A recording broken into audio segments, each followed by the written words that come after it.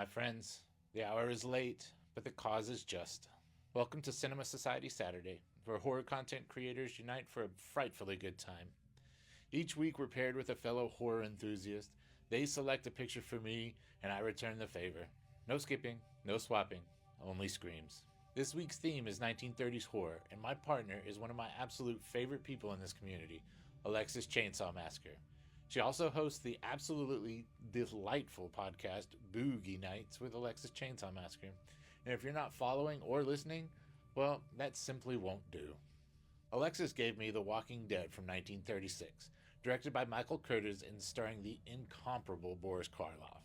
Now, a brief tragedy. I am 2 weeks late on this review for 3 reasons. 1, I waited until January 1st to watch this, as it was streaming on HBO. And yes, it left HBO on January 1st. So I promptly bought a cheap physical copy, because commitment matters, so I had to wait on delivery. Thirdly, I tried so hard to do this in a transatlantic accent and cadence, but to no avail. It kept falling somewhere between 1930s gangsters and Foghorn Leghorn. The story follows John Ellman, a pianist and former convict framed for murder, executed and later resurrected for science. When he returns, he's not rampaging through laboratories. He's quietly changed, watchful, and unsettling. The film runs just over an hour, which means there's no time for dawdle. The pacing moves briskly and never overstays its welcome. The performances are strong, especially for that era, in that era of that marvelous transatlantic accent. Karloff is menacing yet deeply sympathetic, which is no small feat.